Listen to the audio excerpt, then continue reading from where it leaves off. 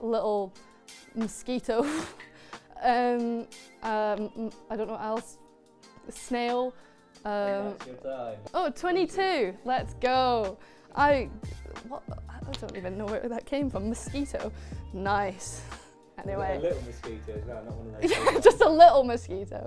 Hi, I'm Kirsty Muir, I'm a freestyle skier and this is Jenga.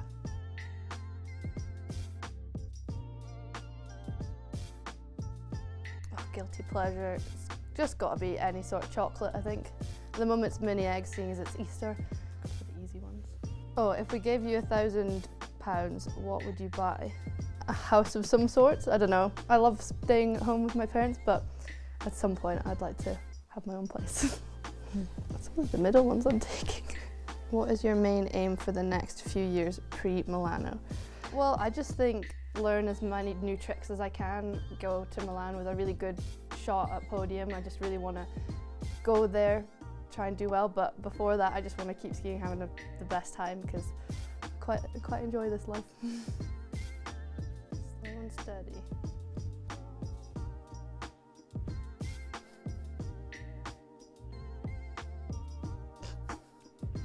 Perfect. What's your best / favourite memory so far, personal and career?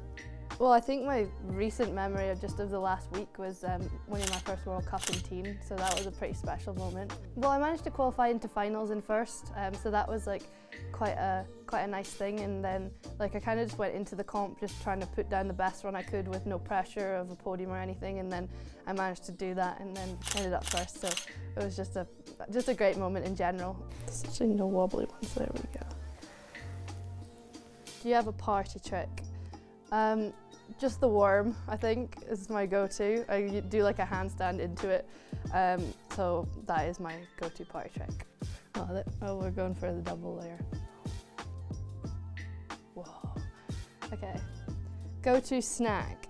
On the hill, it's usually some sort of like breakfast bar or like brunch bar, just something I can always have in my pocket, just because I usually have something like once every hour or 2 hours whilst I'm skiing, just to keep the energy up. How low down can you take one? What's the rules? And I've forgotten. I've not played Jenga in a while. What's the hardest part of your sport? I'd say kind of one of the hardest parts is like the weather, because you can never predict it. I think our sport is quite dependent on that. Like if there's wind or if there's snow or like clouds, like flat light, it all like affects what we're doing, just with needing to see or feel the speed. So I think, yeah, the weather's quite a hard part of our sport, I'd say.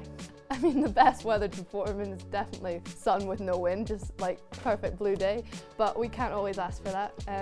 But yeah, wind can affect a lot. Like if it's coming up the hill, then it like slows us down, or if it comes behind us, we'll speed up and could like go big on the jumps.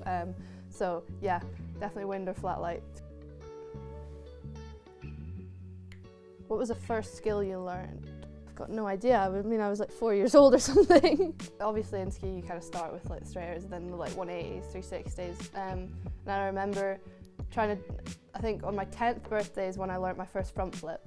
And it was definitely only just round, bit of a black slap, but I mean I was a 10-year-old, so we let it slide. And I also remember trying a 540. This was both at the dry slope in Aberdeen, and I remember trying a 540 and landing it and then catching an edge and falling backwards and hitting my head, and I had to go to hospital because I had a concussion. I think I was like 10 or 11, and my dad was talking in the car on the way to hospital, was asking me questions, and he was like, oh no, I was asking him questions, sorry, like, oh, what happened, you know. He was like, oh, you tried your first 540, and I straight away was like, did I land it? And he was like, yeah, you did, but then you crashed afterwards. So this is a risky one on the bottom, but you've got to take risks.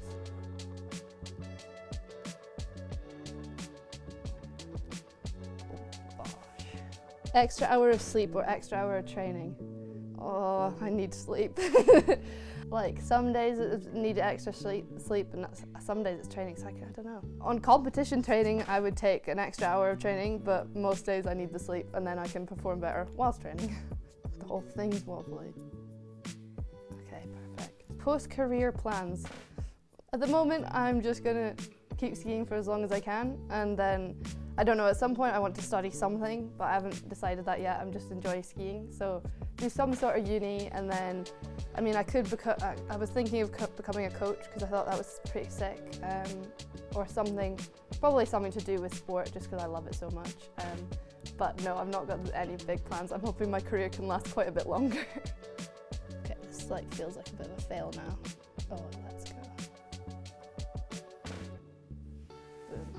What's my greatest ever challenge faced? I think it's been the last year. I've been out for like over a year with both knee and shoulder surgery, so I think that was probably my biggest challenge, just because I've never not skied for that long, and there was a lot of like both physical to get back from the surgery, but also just mental challenges, just to understand and accept that I needed to stop and recover, and like watching everyone else still ski, like it was really challenging, but I just kind of kept thinking about like the good moments I've had and like the good moments that I'm hoping to have in future, and that kind of just kept me pushing through.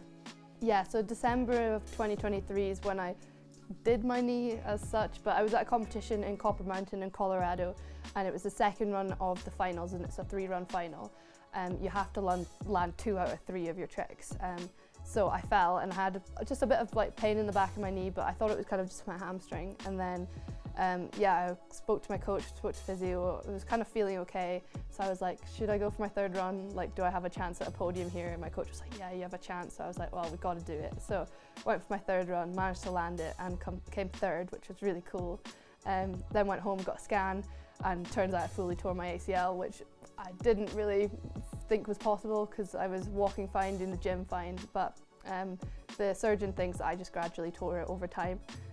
Our sport has a lot of impact, so that was kind of like the thing. And then, got my surgery in January of that year, and then it took me until November to get back on skis, so I got to ski around in Ruka for a few weeks, and then December I got back in the park, and that was really sick. And then January I started competing again, so I've done 5 competitions so far since being back, and then the latest one was in teens when I managed to come first, which is my first World Cup win, so that was just a cool experience in general. And I'm stoked to be back, not just like back, but back stronger, and can feel confident in myself and in my knee and everything. So yeah, we're good.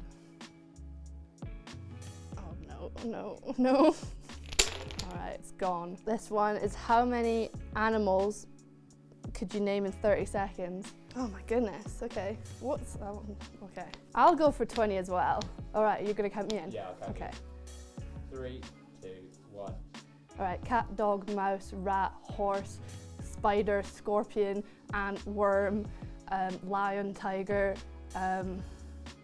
zebra, like anteater, hyena, dolphin, shark, fish, a goldfish, a seahorse, starfish, little mosquito, I don't know what else, snail.